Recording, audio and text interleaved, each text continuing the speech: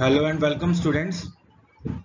आज हम बात करेंगे probably the most important topic of your network which is your OSI model.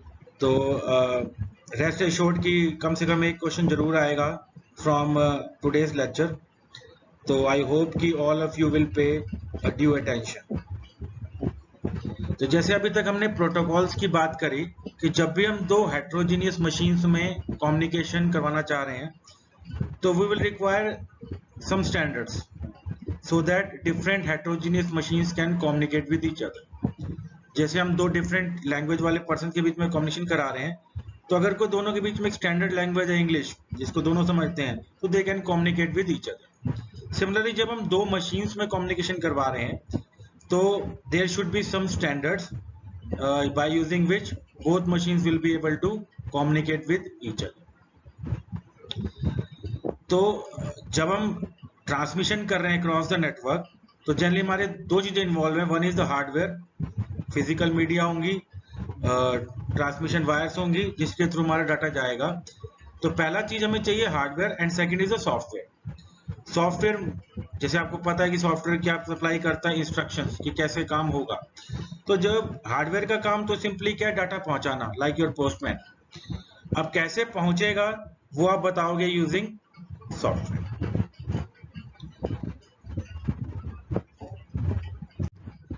अब जैसे आप नॉर्मली प्रोग्रामिंग में क्या करते हो, लाइक आपने सी प्रोग्रामिंग करी है तो अगर आपका प्रोग्राम बहुत बड़ा है तो आप क्या करते हो, प्रोग्राम को डिवाइड करते हो इनटू डिफरेंट डिफरेंट फंक्शंस।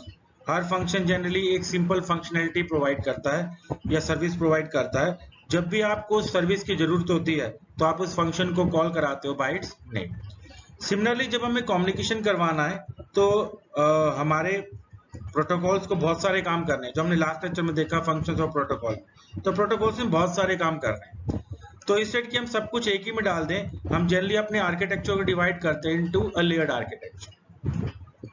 एक सिंपल सा एग्जांपल लेता हूं कि सपोज एक पर्सन ने एक सिंपल सा लेटर किसी फ्रेंड को भेजना which is at some other location. तो जनरली हमारा प्रोसेस क्या होता है कि आप लेटर लिखोगे and you will put it in a mail box. Mail box में से आपका लेटर जाएगा to your nearest post office. Post office को सॉर्ट करेगा और फिर आपका कैरियर को देगा। कैरियर मतलब लेटर को सपोज चंडीगढ़ भेज रहे हो आप, तो चंडीगढ़ को तक लेटर पहुंचाना है बाय सम कैरियर। तो वो क्या करेगा, चंडीगढ़ के जितने भी लेटर है उनको इकट्ठा करेगा और कैरियर को दे देगा। ये तो काम हुआ एट सेंडिंग एट साइड कि आपने एक लेटर बनाया, मेल बॉक्स में डाला, मेल बॉक्स से लेटर गया पोस्ट ऑफिस, पोस्ट ऑफिस ने लेटर की सॉर्टिंग करके ग्रुपिंग करी और डिलीवर करा टू द कैरियर। तो यहाँ पे तीन काम हुए जिसको मैं रिप्रेजेंट करता हूँ बाय लेयर 1, 2 एंड 3।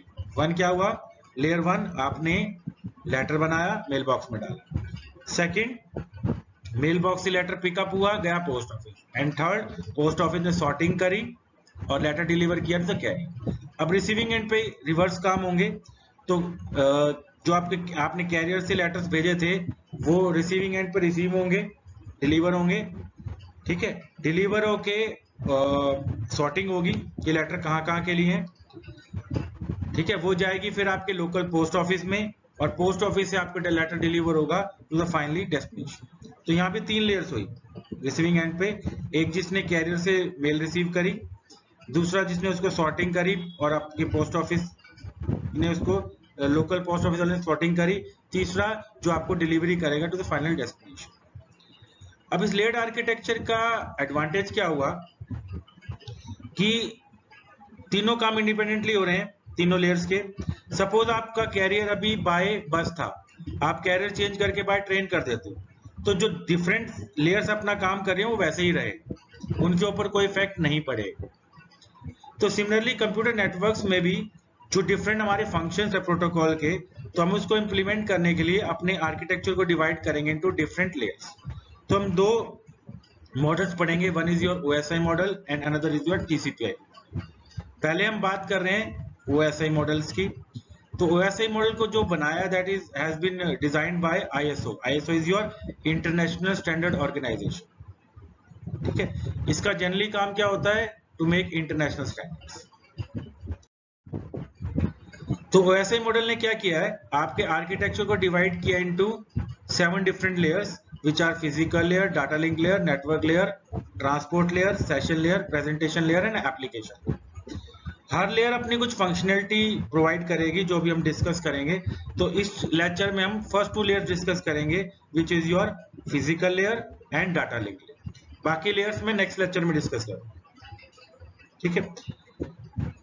पहला देख लेते हैं जो OSI मॉडल जो हमारा बना था वो क्यों बना था कि आपके कोई भी 2 सिस्टम्स हो, they should be able to communicate with each other, ठीक है। कोई उसमें हार्डवेयर सॉफ्टवेयर कॉन्फ़िगरेशन चेंज ना कर पड़े।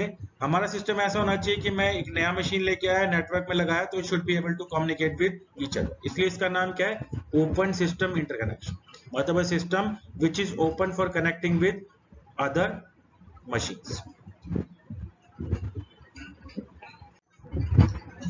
तो आप डायग्राम के ऊपर वाले पोर्शन में देख रहे हो कि मेरे पास कम्युनिकेशन होना है between A machine and B machine via some transmission में। तो बीच में मुझे बहुत सारे काम करने हैं, ठीक है। तो इस काम को हमने डिवाइड कर दिया इनटू 7 डिफरेंट लेयर्स। हर लेयर कुछ फंक्शनैलिटी प्रोवाइड करेगी। तो सिंपल टर्म्स में बात करूं तो हर लेयर कुछ सर्विस यूज करेगी अपने से नीचे वाली लेयर की। यानी जो भी आपने डाटा दिया है वो पहले जाएगा एप्लीकेशन लेयर के पास, एप्लीकेशन लेयर डाटा पे कुछ काम करेगी, देगी प्रेजेंटेशन लेयर को, प्रेजेंटेशन लेयर पे कुछ काम करेगी, देगी सेशन लेयर को, सेशन से जाएगा ट्रांसपोर्ट लेयर, फिर network layer, data link layer, physical layer. हर लेयर ने इन बिटवीन कुछ ना कुछ काम किया और फाइनली आपका डाटा ट्रांसमिट होगा via physical communication media to the destination और रिवर्स प्रोसेस होगा at the receiving.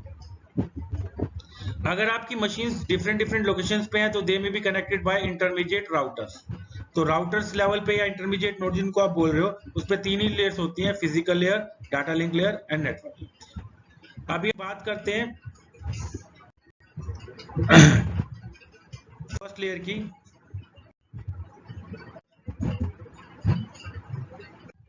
First layer is your physical layer. जैसे आप डायग्राम में देख रहे हो, फिजिकल का लेयर का काम क्या है कि आप जो भी ट्रांसमिशन मीडिया यूज कर रहे हो उस पे आपके डाटा को डालना है एट द सेंडिंग साइड और रिसीविंग एंड पे उस ट्रांसमिशन मीडिया से वापस डाटा लेना। तो ट्रांसमिशन जो होगा वो 0 और 1 की फॉर्म में होगा। तो आप सेंडिंग साइड पे देख रहे हो कि आपका जो डाटा था 1010 कुछ बाइनरी डाटा था, इसे इसने कन्वर्ट किया इनटू सिग्नल्स। वो सिग्नल डाले उनटू ट्रांसमिशन मीडिया, वो गए रिसीविंग एंड पे। रिसीविंग एंड पे आपने सिग्नल्स को वापस कन्वर्ट किया back to its original form which is your binary data, ठीक है। तो फिजिकल लेयर का जो फर्स्ट फंक्शन आप पढ़ रहे होगे ऊपर, it is the function required to transmit a bit stream over physical media. यानी फिजिकल लेयर का काम क्या है, आपके बाइनरी डाटा को डालना है ऑनटू ट्रांसमिशन मीडिया। अब ट्रांसमिशन मीडिया कोई भी हो सकता है, फाइबर ऑप्टिक केबल हो सकता है, ट्विस्टेड पेयर केबल हो सकता है, सैटेलाइट हो सकता है, माइक्रोवेव हो सकता है, कोई भी हो सकता है। तो इस लेयर का काम क्या हुआ, to deal with mechanical and electrical specification of interface and transmission. तो जो भी आपका ट्रांसमिशन मीडिया है उसकी जो भी कैरेक्टरिस्टिक्स है उससे डील करना। तो ओवरऑल फंक्शन देखें तो ये फिजिकल लेयर के फंक्शंस हैं। फर्स्ट है physical characteristics of interface and media, कि वो देखता है कि आप कौन सा ट्रांसमिशन मीडिया यूज कर रहे हो, अकॉर्डिंगली उसके साथ कम्युनिकेशन करना। सेकेंड फंक्शन में हम पढ़ चुके हैं रिप्रेजेंटेशन ऑफ बिट्स। तो जो भी आपकी बाइनरी बिट्स है उसको कन्वर्ट करना इनटू सिग्नल्स। थर्ड आया ट्रांसमिशन रेट, यानी फिजिकल ने डिसाइड करना है कि हम ट्रांसमिशन मीडिया पे डाटा किस रेट से डालेंगे, 1 MB पर सेकेंड होगा या 2 MB पर सेकेंड होगा, किस ट्रांसमिशन रेट होगा। नेक्स्ट फंक्शन हुआ synchronization of clock between sender and receiver. तो अगर आप एक बाइनरी बिट 0 भेज रहे हो तो रिसीवर को पता होना चाहिए आपकी बिट कहां से शुरू हो रही है, कब आ रही है और कहां खत्म हो रही है। उसके लिए दोनों की क्लॉक पल्स को सिंक्रोनाइज करना पड़ेगा। तो फिजिकल लेयर का एक काम क्या हुआ, to synchronize the clocks of sender and receiver. Next function आया योर लाइन कॉन्फ़िगरेशन। तो आपने पढ़ा है कि लाइन कॉन्फ़िगरेशन में 2 तरीके के ऑप्शन हमारे पास होते थे, एक पॉइंट टू पॉइंट कम्युनिकेशन और एक मल्टी पॉइंट कम्युनिकेशन। यानी आपको फिजिकल लेयर पे डिसाइड करना पड़ेगा कि आप जो कम्युनिकेशन करवाओगे that will be point to point और multi point. Similarly topology decide करनी पड़ेगी, आप टोपोलॉजी कौन सा यूज करोगे, bus topology, star topology, ring topology और other topology. Data transmission mode में डिसाइड करना है कि आपको कम्युनिकेशन कैसा होगा, वन वे और टू वे है तो हाफ डुप्लेक्स या फुल डुप्लेक्स, और वन वे है तो it will be simplex. Next layer आती है data link layer. Data link layer का काम क्या होता है कि जो भी नेटवर्क लेयर से इसको डाटा रिसीव हुआ उसको डिवाइड करेगा इनटू स्मॉलर यूनिट्स। हर एक यूनिट को हम बोल देते हैं एक फ्रेम। जैसे आप देख रहे होगे, इसको डायग्राम में देख रहे होगे, नेटवर्क लेयर से L3 डाटा रिसीव हुआ, ठीक है। हर लेयर अपना जो भी फंक्शनैलिटी प्रोवाइड करती है, तो जब नीचे वाली लेयर को भेजती है साथ हेडर टेलर कुछ अटैच कर देती है। हेडर इंफॉर्मेशन होती है जो नीचे वाली लेयर यूज करेगी फॉर प्रोवाइडिंग इट्स फंक्शन, ठीक है। तो नेटवर्क लेयर से इसको L3 डाटा रिसीव हुआ था, इसने क्या किया, उसको डिवाइड किया इनटू डिफरेंट फ्रेम्स। तो एक डाटा है उसके मल्टीपल फ्रेम्स बनाना है, तो एक फंक्शन क्या हुआ, फ्रेमिंग। आप देख पा रहे होगे फर्स्ट फंक्शन इज फ्रेमिंग। तो जो भी आपका डाटा है सेंडिंग एंड पे नेटवर्क लेयर से जो डाटा आएगा उसको फ्रेम्स में डिवाइड करना है और किसको देना है, फिजिकल लेयर को। रिसीविंग एंड पे फिजिकल लेयर से जो डाटा मिलेगा उसे वापस कन्वर्ट करना है इनटू फ्रेम्स। यानी सेंडिंग एंड पे उन्होंने डाटा के फ्रेम्स बनाए, रिसीविंग एंड पे जो बिट्स आएंगी फिजिकल लेयर से उसके वापस फ्रेम। नेक्स्ट है फिजिकल एड्रेसिंग।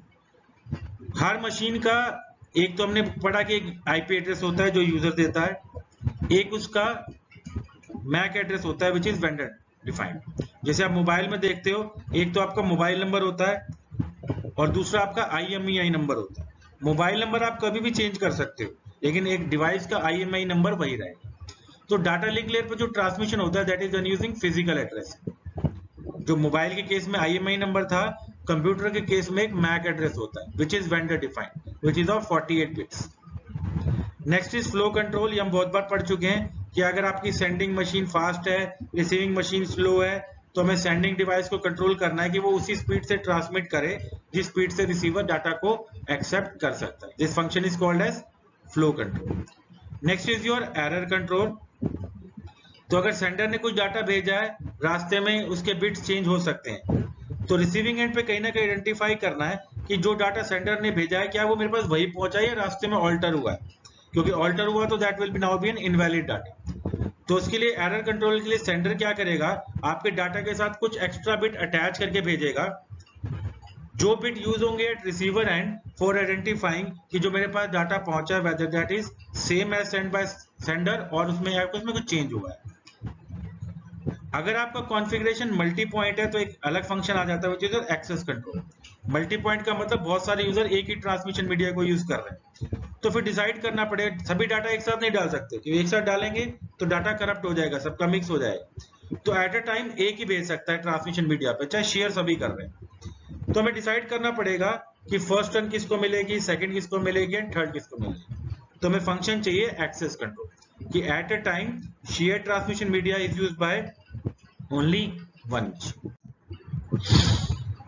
तो जैसे आप इस डायग्राम में देख पा रहे हो कि मशीन नंबर 10 ने कोई डाटा भेजना है, तो डाटा लिंक लेयर ने क्या किया, डाटा के साथ कुछ हेडर और ट्रेलर लगाया। हेडर में क्या है, सोर्स एड्रेस।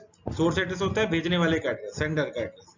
डेस्टिनेशन एड्रेस होता है जिसको आप भेज रहे हो, रिसीवर का एड्रेस, ठीक है। सिमिलरली हेडर में, ट्रेलर में क्या लेते हैं जनरली, अभी मैंने एरर कंट्रोल की बात करी, जो एक्स्ट्रा बिट्स लगती हैं फॉर एरर डिटेक्शन वो कहाँ मिलेंगी आपको, ट्रेलर के।